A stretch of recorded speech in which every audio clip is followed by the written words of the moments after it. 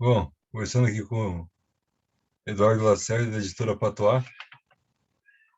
Bem, Tem- Caio, boa noite. Boa noite, tudo bem? Como é que tá? Primeira pergunta, o Catadupla Literária é dados biográficos, nome completo, data de nascimento.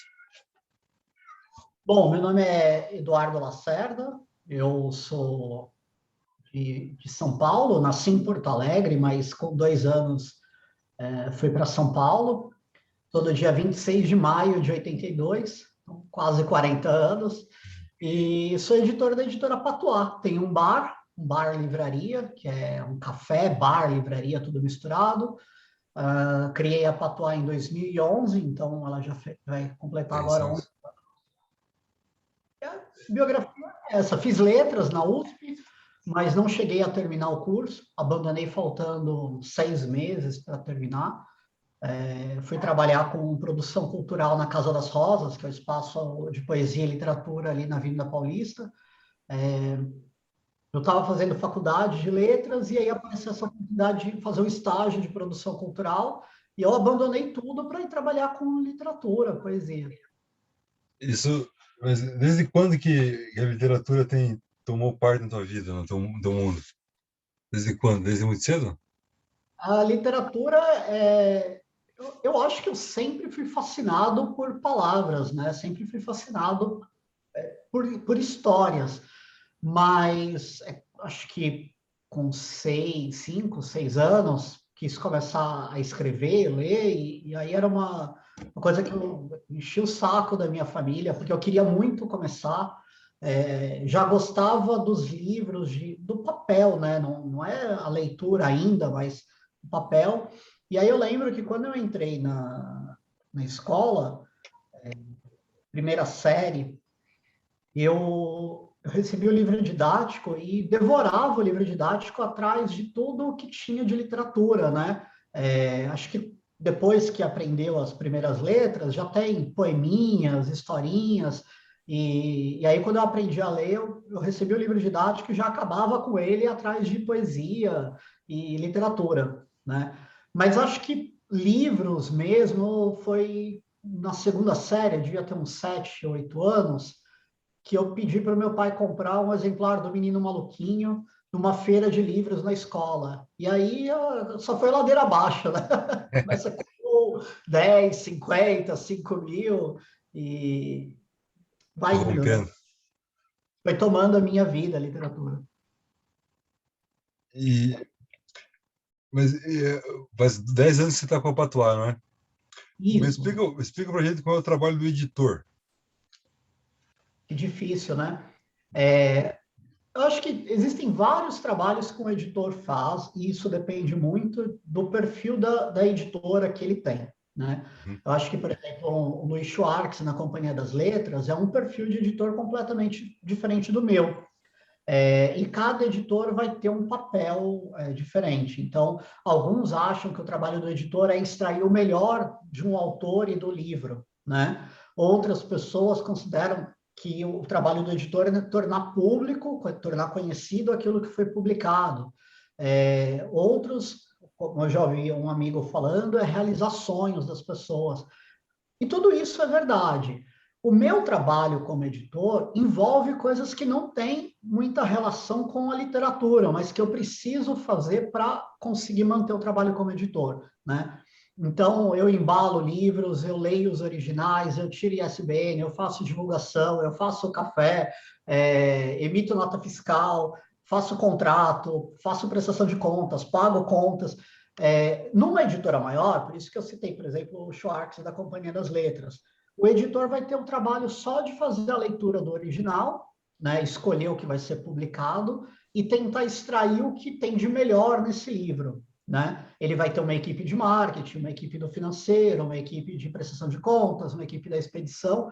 Numa editora pequena, como é o perfil da Patois, eu tenho que assumir todos esses trabalhos. Então, se eu falar que o meu trabalho como editor é um só, ele não é. Ele envolve todas as etapas da produção de um livro, né? Desde receber o original, escolher o que vai ser publicado e ir conduzindo esse livro até que ele se torne um produto e conhecido, e ganha algum prêmio, alguma coisa assim.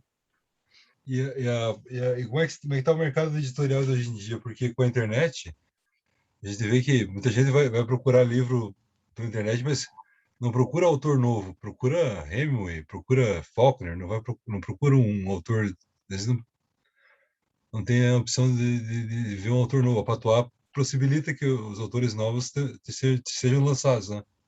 Uhum. Como é que está o mercado editorial hoje em dia? Assim como o papel do editor, eu acho que é importante a gente entender que existem vários mercados editoriais, né?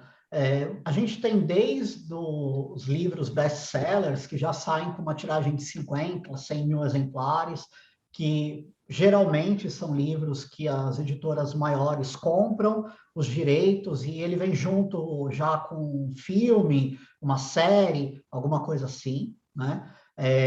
E tudo bem, é um tipo de literatura super válida e que tem que existir, né? Até os editores e as editoras que editam clássicos da literatura brasileira, Drummond, Clarice Lispector, etc. E esse trabalho do mercado editorial das pequenas editoras, que é publicar autores mais jovens, autores estreantes, e é um desafio, porque realmente, às vezes, a gente tem autores publicando livros para vender poucos exemplares, 20, 30, 50 exemplares, às vezes até menos. E só que a gente não pode medir a qualidade de um escritor pela quantidade de livros É, vendidos, né? A qualidade da literatura, ela está além disso. é. Ao mesmo tempo, esse é o nosso trabalho. Então, a gente tenta vender um mínimo de livros que pague as contas, e é necessário. Mas o meu trabalho como editor e da minha editora, dentro desse mercado editorial, é o de garimpar novos nomes, escritores e escritoras que estão começando, e fazer a publicação do melhor livro possível e apresentar para o público, né? Nem sempre o público é tão receptivo, mas é um trabalho de guerrilha, tem que continuar, e tem várias pequenas editoras fazendo isso. Mas é sempre importante a gente também, eu falo sempre para os autores, o mercado editorial é um reflexo do nosso descaso com a literatura histórica, né? Então, a gente vive num país que tem vários descasos, não só com a literatura, mas o Brasil nunca investiu em educação, nunca investiu em cultura. E aqui eu faço um parênteses, não é que o Brasil não tenha cultura. O Brasil tem muita cultura. O que não existe é investimento, né? E então o mercado editorial é o reflexo de tudo isso. As pessoas leem pouco, elas vão pouco ao teatro, elas vão pouco ao cinema. Quando vão ao cinema é para ver filme da Marvel e DC, o que não é um problema, tá? Eu acho que num país saudável, numa sociedade saudável, o certo é você ter desde o que é popular, né? Marvel, DC, Paulo Coelho e 50 tons de cinza, mas também ter lá a sua cultura, eu não vou falar alta cultura, mas talvez a sua cultura mais elaborada, também incentivada e consumida pelas pessoas. Acho que isso é um O direito, país. né? É o direito também da população. E, e como se deu a criação da editora Patois? Qual é que foi que nasceu a ideia? Bom, a primeira vez que eu tive uma ideia de montar uma editora, acho que tudo começa. Tem um poema do Fernando Pessoa que ele fala que a espada na mão é que acaba fazendo o herói, né? É uma imagem no poema muito bonito dele. As coisas não acontecem de uma hora para outra, elas vão se fazendo, a gente vai construindo. Então, esse amor pela literatura que vem desde criança me levou a escolher, a continuar lendo, a escolher o curso de letras. Eu venho de uma família mais pobre, não muito pobre, mas uma classe média baixa, então eu estudei a vida toda em escola pública, não tinha acesso a fazer faculdade particular. Até comecei, fiz 2 meses de uma faculdade de letras particular, não aguentei pagar, meu pai não aguentou pagar, e aí eu tentei passar na USP, não consegui na primeira vez, continuei lendo muito, tinha essa paixão, fui trabalhar, telemarketing, essas coisas, porque precisava de dinheiro ali com 18 Sim. anos, mas consegui, dei sorte de passar no segundo ano que eu tentei. E aí, quando eu entrei na USP, bom, eu já escrevia poemas, tá? E uma coisa que é inegável, apesar dos vários problemas que as universidades têm, a gente pode falar sobre eles, mas ali eu tinha uma biblioteca imensa para ler tudo o que eu queria, né? Contei com apoio da faculdade para comprar material, para bolsa de estudos, não só a universidade pública, mas também dinheiro para comprar as coisas que eu precisava. E aí eu achava, quando eu entrei lá dentro, eu queria encontrar escritores, eu queria conhecer gente que estava escrevendo, gente viva escrevendo. Até então, até aquele momento, eu só conhecia escritores mortos, né? Numa época que não existia internet, eu só encontrava livros mais velhos, antigos, em casa, numa biblioteca da escola, mas de gente que já tinha morrido. Aí, quando eu entrei na faculdade, eu cheguei para uma professora e falei, professora, eu queria conhecer o pessoal, e ela conhecia todo mundo, né? Ela conhecia a literatura contemporânea. E ela me deu vários nomes, eu entrei em contato com essas pessoas me acolheram muito bem. E aí fui para a biblioteca começar a ler tudo que era possível de literatura contemporânea. Aí, para chegar na edição, eu senti a falta de uma revista dentro do curso, né? E aí fui conversar com essa mesma professora e falei, como é que a gente faz para criar uma revista? Ela falou, tenta falar com o diretor da faculdade. Eu marquei uma reunião com ele, era moleque de tudo, marquei, falei, olha, é isso, eu queria montar uma revista, e ele virou e falou, olha, dinheiro a gente não tem, mas eu posso dar a gráfica da faculdade para você fazer a revista. Então a gente não vai cobrar a revista, você não vai precisar pagar nada, mas eu também não vou te dar em dinheiro. E tudo que eu precisava naquele momento era esse incentivo, eu não queria dinheiro, eu queria a revista pronta. E aí eu editei o primeiro número dessa revista, editei o segundo, fui aprendendo como editar as coisas, né? Estudando, continuei lendo. Essa revista virou um fanzine, porque acabou o apoio da faculdade. Desse fanzine virou um jornal. Desse jornal eu já queria montar uma editora, só que não tinha condições, não tinha dinheiro. Há 10 anos, 11 anos, para fazer uma edição de um livro, você precisava fazer no mínimo 500 ou 1.000 exemplares, né? Você ainda não tinha impressão digital que possibilitou fazer um exemplar, 2, 5, 10. Então, eu parei, eu deixei esse sonho guardado e fui trabalhar. Eu estava trabalhando, trabalhei na Casa das Rosas, com produção cultural. Aí, nessa época que eu montei a editora, eu estava trabalhando no programa São Paulo, um estado de leitores. E a gente lá desenvolvia projetos de estímulo à leitura e também formação de acervos para bibliotecas. Eu visitei muitas cidades do interior para conhecer a situação das bibliotecas, interior do estado de São Paulo, e montar acervo, montar estrutura, dar computador, dar estante, dar livro, dar formação. Então, foi muito rico para mim. E aí o marido da minha chefe, ele trabalha na editora Edra. Falei, Du, você que gosta de livros, a editora Edra comprou uma máquina italiana que vai fazer a partir de 50 livros. Aí eu falei, é agora que eu monto minha editora, né? Monto. Só que eu estava com 20 e poucos anos, não tinha experiência nenhuma como empresa, porque não é só editar, você montou uma empresa, né? Uma empresa no Burocrático, Brasil. né? Hã? É burocrático, né? Prático. E aí eu fiquei um ano, fiquei 2010 inteiro, fazendo cursos no Sebrae, curso, aí já tinha internet, cursos online, fui atrás de montar a editora e aprender. Como faz site, como tira CNPJ, como tira inscrição estadual, faz contrato social, calcular custos. E eu vim da área de letras, né? Eu não tinha experiência nenhuma com isso, fazer conta e etc. Mas fui aprendendo tudo isso. E aí, em fevereiro de 2011, nós lançamos o primeiro livro, tá? No primeiro ano, a editora publicou 18 títulos, no segundo, 30, no terceiro, 60, e hoje a gente publica quase 200 títulos por ano. E é o heroísmo da parte de trabalhar com o mercado editorial hoje no Brasil, né? Tem que ter um heroísmo, tem que ter uma.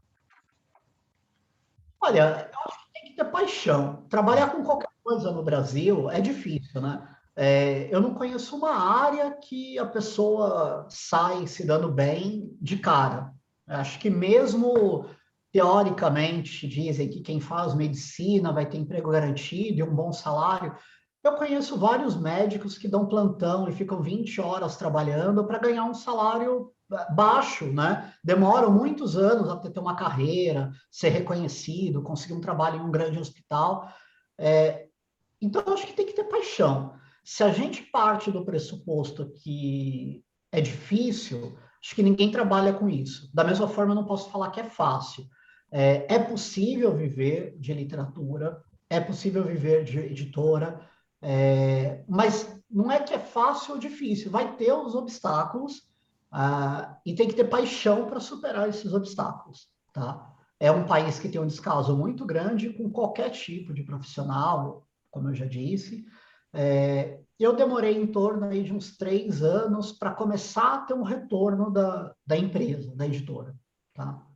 Mas isso é uma coisa que qualquer área, eles falam, a pessoa monta uma empresa, ela demora 2 anos para ter um retorno. Né? Então, nesses 10 anos de editora, como eu balanço? Os perrengues valem os louros, os lucros? Lucros, eu não sei se você ganhou, foi indicado Jabuti 3 vezes. Eu sempre falo assim que o melhor, é claro que ganhar prêmio é importante. A gente ganhou 2 vezes o Prêmio São Paulo de Literatura, que é o maior prêmio para romance do país. Então, as autoras que ganharam o prêmio com a gente ganharam um prêmio de 100 mil reais. Foi reconhecido como o melhor romance do ano na categoria de autor estreante, em 2013 e em 2015. Que foi? Para esse...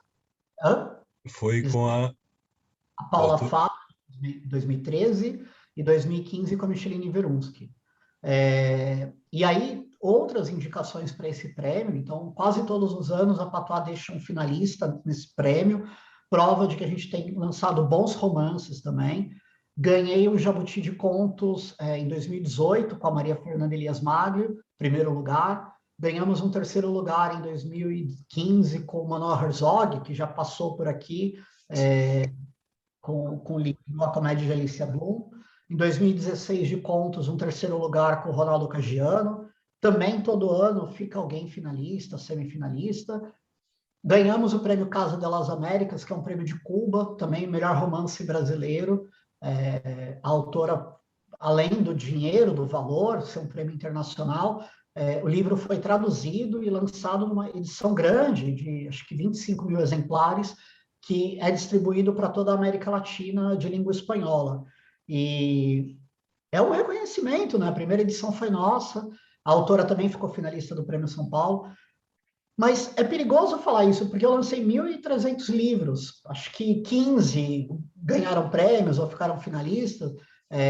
Acho que todo o trabalho é um louro, é um lucro, porque quando você lança um livro e vê o autor feliz, quando você lança um livro e vê esse livro circulando, chegando para as pessoas, sendo comentado, é uma alegria sem igual e não precisa ganhar prêmio para dar alegrias, né? Sim. O prêmio é algo raro, o prêmio é algo muito bom, mas é raro.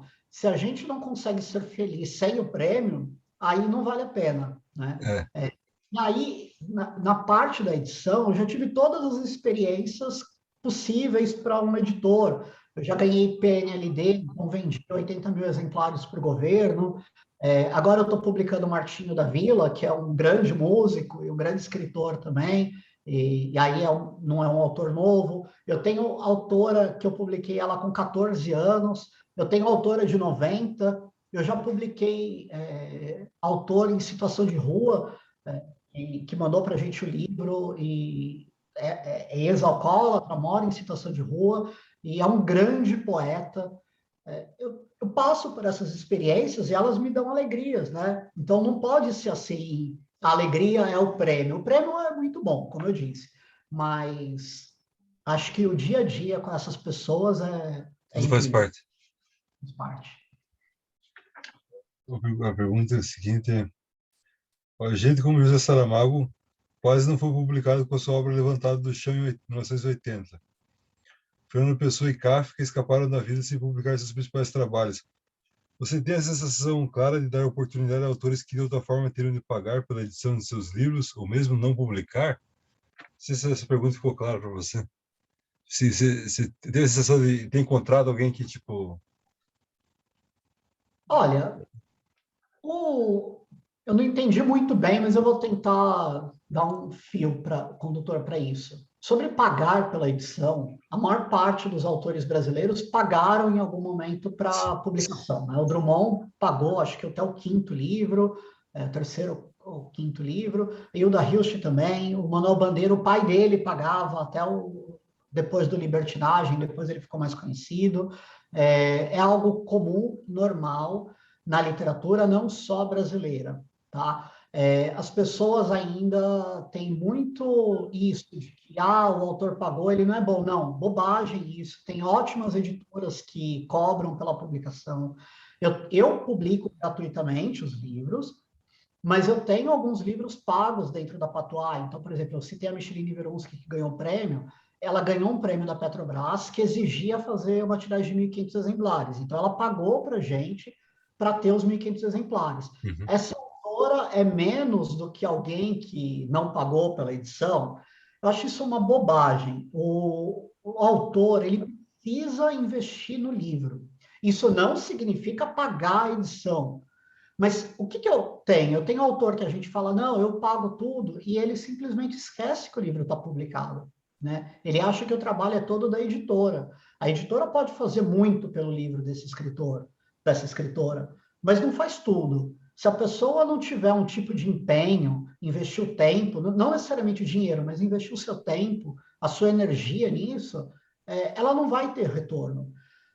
Agora, a história é cruel, né? Você pensa, o Fernando Pessoa era um ótimo poeta, o Kafka era um ótimo poeta, mas um ótimo escritor, mas qualquer mínima coisa diferente aí na história deles, eles poderiam não ter se tornado conhecidos, né? E como acontece com milhares de pessoas, tem um trabalho incrível que ninguém conhece.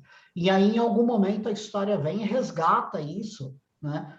O Pedro Kilkerry, o Sousa Andrade, que são autores mais obscuros, que ficaram muito esquecidos, e alguém vem e resgata a obra dessas pessoas.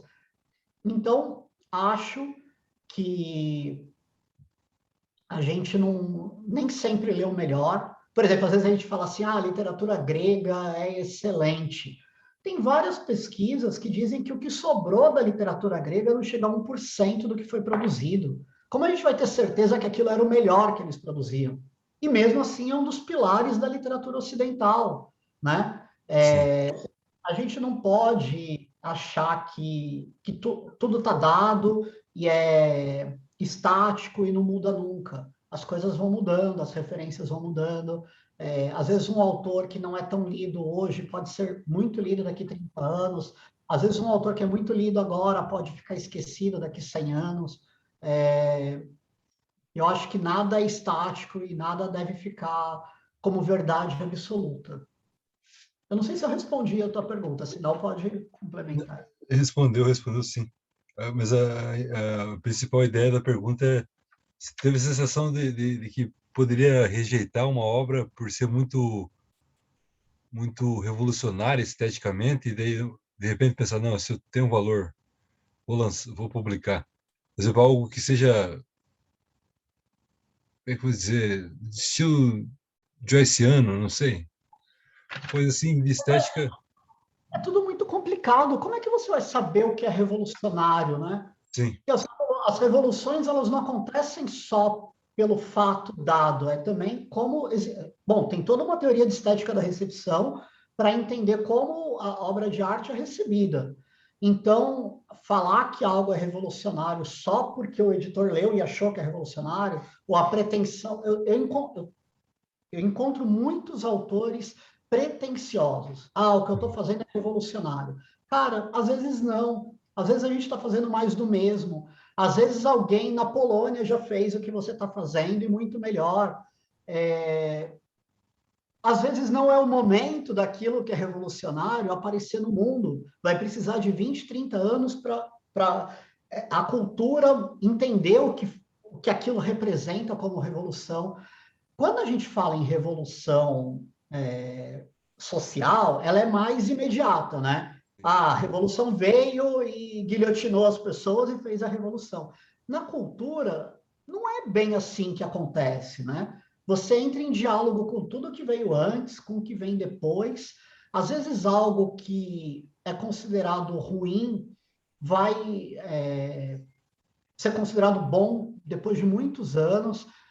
Eu lembro o Drummond com o Poema da Pedra, tinha uma pedra no meio do caminho. Gente, o quanto de críticas o cara recebe e como aquilo é execrado e tipo, não tem qualidade naquele momento, e de repente funda a poesia moderna ali junto com outros poetas, e se torna referência, né, para muito do que aconteceu depois. Mas, da mesma forma, a gente vai ter outros autores que fizeram coisas revolucionárias e que não conseguiram influenciar na cultura. Então, eu tento evitar essas pretensões da pessoa, às vezes, me manda o livro, isso é revolucionário. Aí eu começo a ler e falo, tá, revolucionário para quem? E, às vezes, uma coisa muito despretensiosa pode causar uma revolução no mundo, né? Você pensa, por exemplo, Beatles. Os primeiros álbuns deles é meio bobo, é música pop. Porra, quanto aquilo influenciou o mundo e o quanto eles conseguiram ir melhorando depois, né? Toleribia, né? Realmente, né? Aí o álbum branco, o Sgt. Pepper e tal. Da mesma forma, música pop que é considerada ruim pela indústria, pelos críticos, se torna, funda a cultura contemporânea. E da literatura, acho que às vezes vai acontecendo a mesma coisa. O Leminski, por exemplo, hoje é uma influência muito forte para a poesia contemporânea. Ana Cristina César é uma influência muito forte para a poesia contemporânea. Mas nos anos 90, eles não foram os poetas de referência. Até 2010, ali, quando a Companhia das Letras... Isso é interessante, por exemplo, quando a Companhia das Letras lança a obra completa do Leminski, que vende 250 mil exemplares, a gente começa a receber centenas de livros de pessoas escrevendo muito parecido com o Leminski. E mesmo os bons poetas que têm essa influência começaram depois.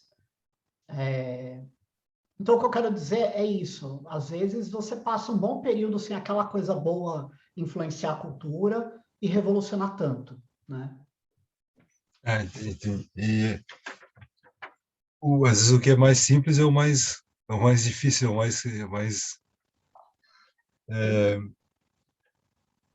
há algum tipo de obra que você sente que não deve lançar, você sentiu que não devia lançar, ou não pode lançar, não aconteceu isso já? Centenas de milhares de vezes. Bom, para Questões começar, éticas, eu né?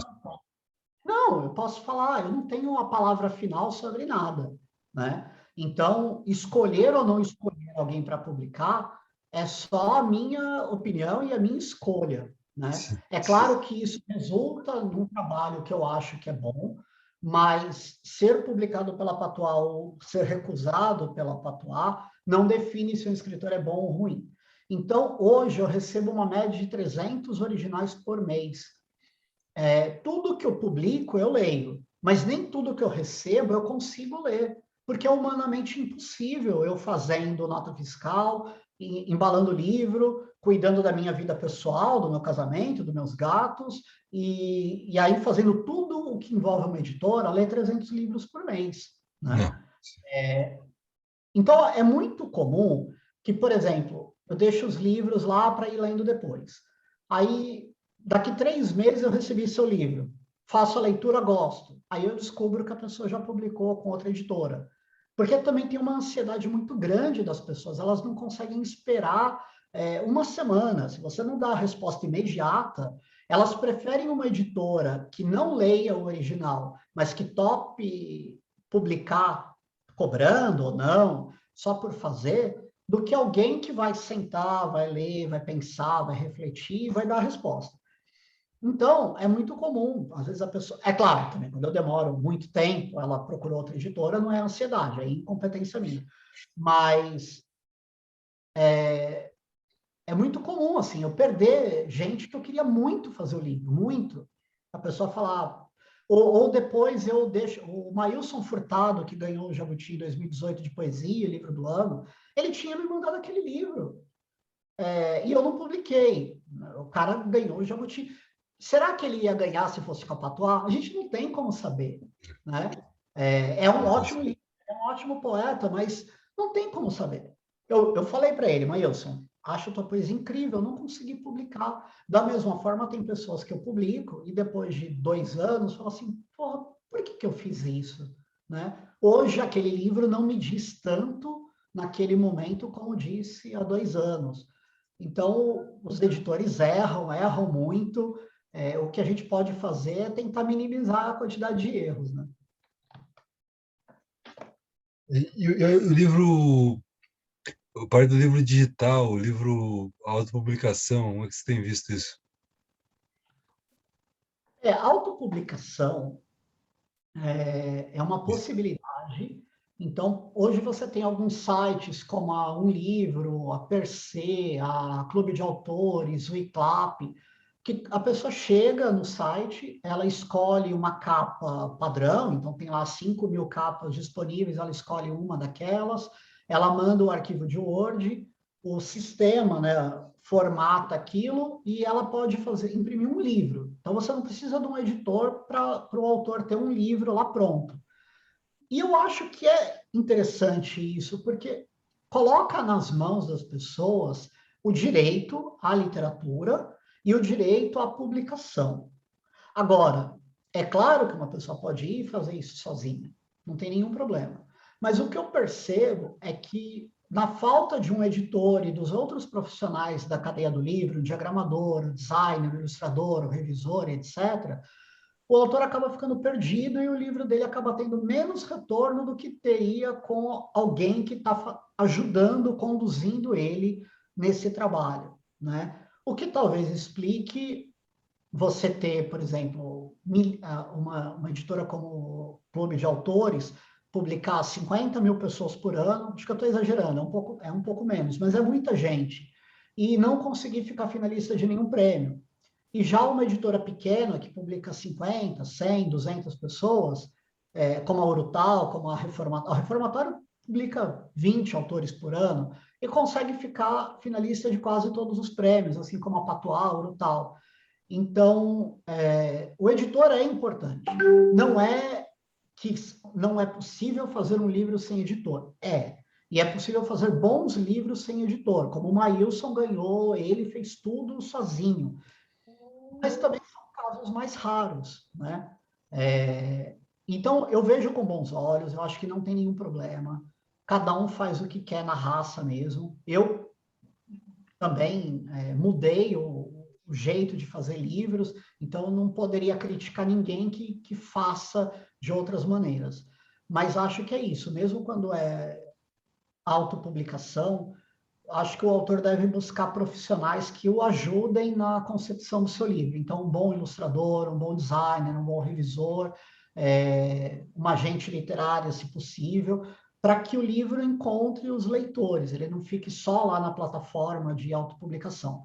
Agora, o livro digital, eu acho muito legal, eu acho incrível, eu acho que é muito bom você ter nas mãos da pessoa, em um celular, a possibilidade dela ter acesso à biblioteca mundial, né?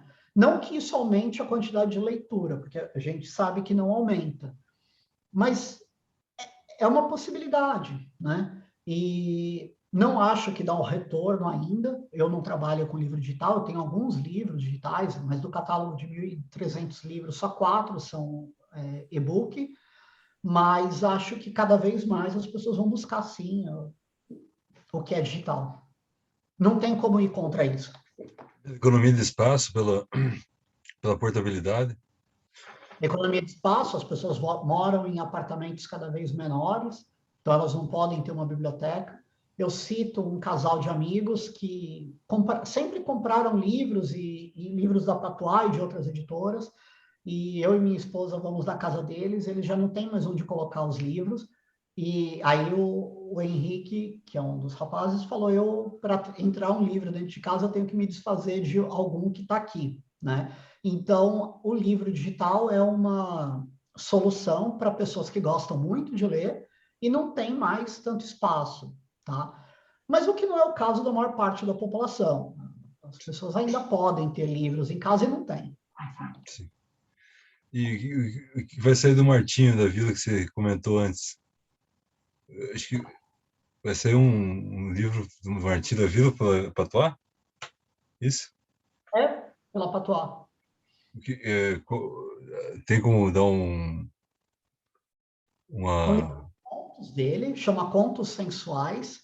Então tem muita sensualidade, algumas coisas picantes, tal, mas tem outras coisas também, histórias da vida. São contos, mas ele também alguns são em formato de crônica.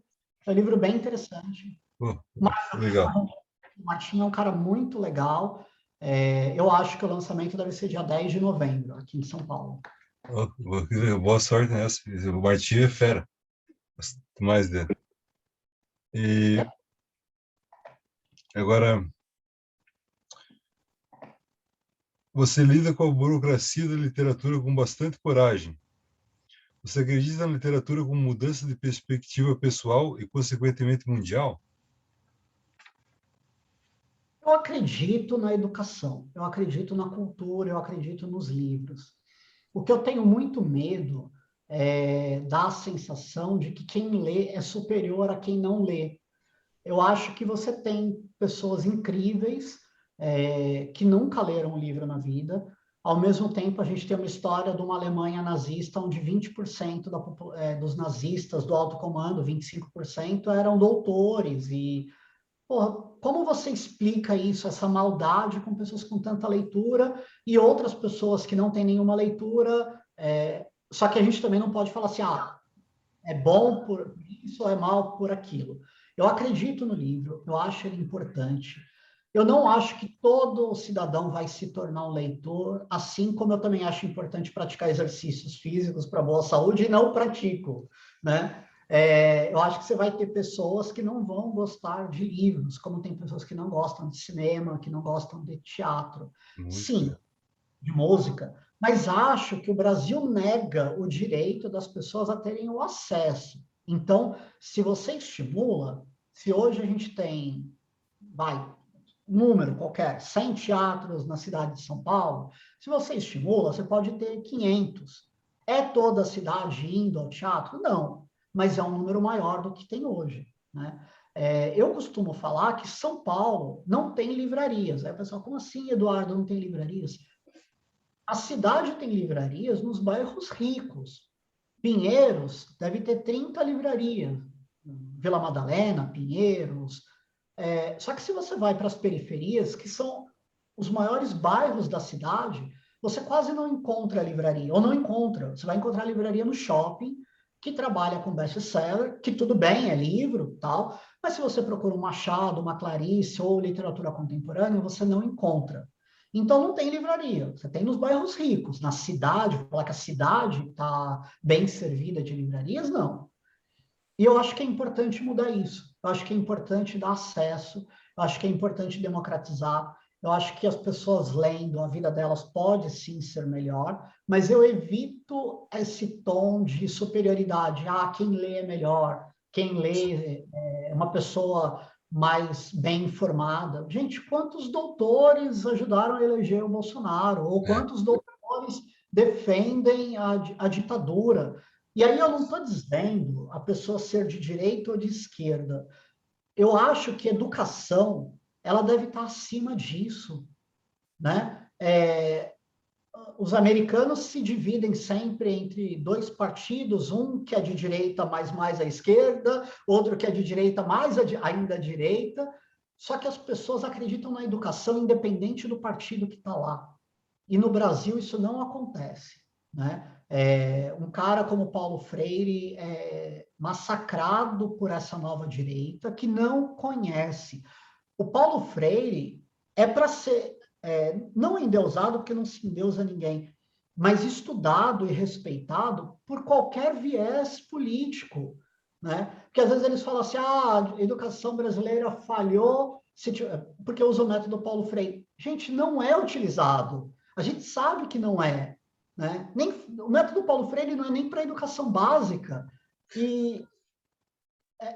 Então, eu acho que é isso. O Brasil não entende que saúde, educação, cultura, alimentação, trabalho não tem a ver com direito e esquerda, né? Tem a ver com civilidade. A gente precisa de um pacto de civilidade, Humanismo, né? civilizatório.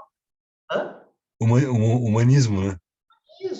Isso, mas não é o que a gente vê. Então, eu acredito na literatura, acredito nos livros, sou da tese do professor Antônio Cândido que o livro e a literatura é um direito, mas, por outro lado, não gosto de falar que ninguém é superior por ler mais ou ler menos. Sim, isso. Entendo. E vamos ver mais uma pergunta aqui. De todos os autores lançados ultimamente, alguns dos quais você queira falar agora? Tipo, você lançou há pouco tempo aí, queira fazer um... Olha, se eu falo de um autor, eu posso gerar ciúme em outros Ah, autores, né? Eu tenho algumas pessoas que eu lancei livros que eu gosto muito, e aí, às vezes, mesmo gostando muito, eu posso esquecer de alguém. Eu tenho uma autora que eu acredito muito nela, que é a Cynthia Kremler, que já lançou 7 livros com a gente, ficou finalista de alguns prêmios.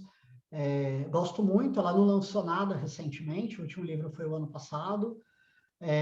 Lancei um livro muito bom do Alexei Bueno, muito legal. Vou lançar agora o livro do Cláudio Rodrigues, que foi apresentador do Globo News Literatura. Nos próximos dias deve sair o do Eric Nepomuceno, que é um autor, traduziu o Gabriel Garcia Garcia Marques, Marques. o Juan Rulfo, e a gente vai lançar um livro dele. Eu estou muito feliz, fui muito fã, sou muito fã da literatura dele, nem acredito que ele me deu essa oportunidade de publicar o livro. E, ao mesmo tempo, tem uma garotada aí de 20 anos, 25 anos, tem uma autora de 17 que vai publicar, que faz uma poesia com influência da poesia portuguesa. Isso é incrível. E tem uma poesia muito madura, Maria Eduarda. Para mim é uma alegria assim, receber esses livros, também dialogar com autores e autoras de outras editoras. Eu leio, eu acompanho, eu gosto de conhecer, eu incentivo. Para mim é uma alegria ver essa literatura brasileira pulsando. Vivo.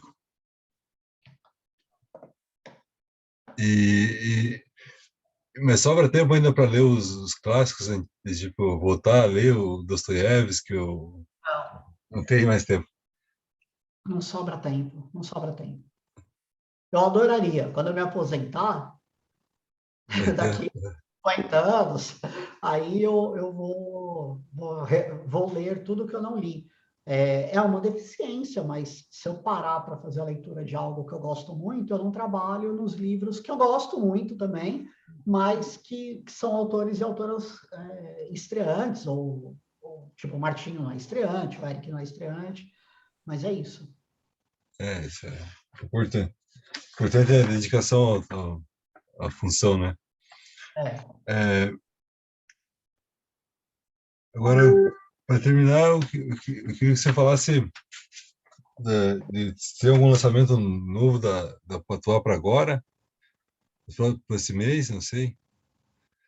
Tem Esse uma... mês vai lançar uns 20 livros, né? Então tem o do Martinho da Vila, tem o do Eric Nepomuceno, tem um novo do Manuel Herzog, que vai sair em breve. Recentemente a gente lançou um falando de uma autora que eu gosto muito, que é a Lília Guerra. Agora no sábado deve sair uma matéria no Estadão sobre o livro Vão, da Jéssica Moreira, que é um livro bem legal também. Uhum.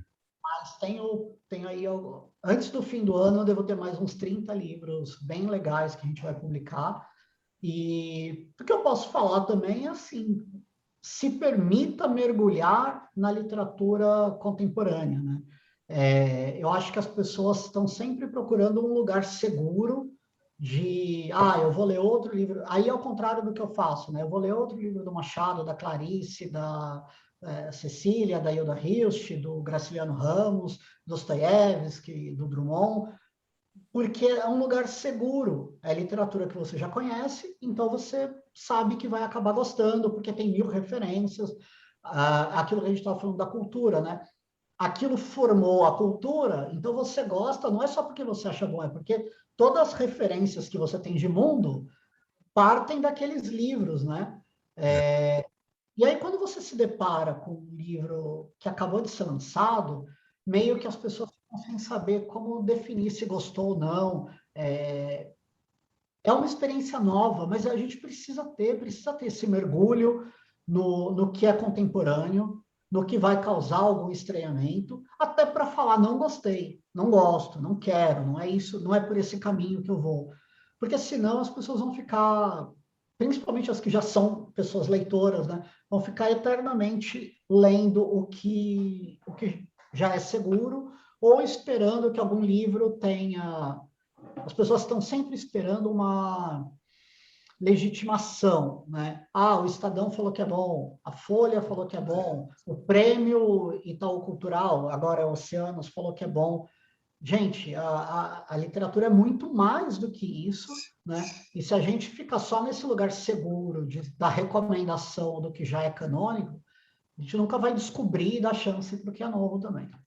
Aliás, para terminar, eu falo até de um escritor pernambucano, o Gilvan Lemos. Não sei, acho que ele ainda continua vivo, não sei se na atividade eu não vi mais nada sobre ele, mas ele é um grande escritor, escreveu Os Emissários do Diabo, é um livro que eu gostei bastante e não teve, não é lembrado, mas é um daqueles grandes nomes.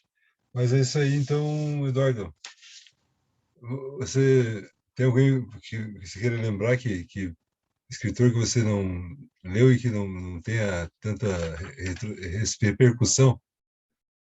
Eu vou falar dessas duas autoras que eu citei, que eu acho que as pessoas deveriam conhecer, que é a Lília Guerra e a Cíntia Kremer. Duas mulheres, eu acho que isso é muito importante, é uma mudança que teve na literatura nos últimos 10 anos, cada vez mais mulheres publicando, cada vez mulheres negras, cada vez homens negros, e aí eu acho muito importante ter isso, sim, de que as pessoas estão tendo espaço para publicar. A Lília Guerra é uma mulher negra, a Cíntia Kremer não, e nos últimos 10 anos, a cara da literatura brasileira tem mudado, e é muito saudável, é muito bonito que isso aconteça. Ainda o homem branco, heterossexual do Sul-Sudeste publica mais, mas hoje você tem outras narrativas, né? Você tem o Ayrton Krenak, você tem o Itamar Vieira, que é um best-seller com um puta livro. A literatura brasileira mudou de cara, e isso é muito bonito. Mais mulheres ganhando prêmios, é uma coisa muito saudável que eu acho que começou dentro das pequenas editoras. A Patois e outras pequenas editoras, eu sei que sempre deram espaço para a publicação de todos os perfis de autores e autoras. Então, eu digo parabéns a Patuá e obrigado pela entrevista, Eduardo. Obrigado a você. Fica na paz aí. Vamos conversando. Obrigado. Valeu, obrigadão, tchau, tchau. Tchau.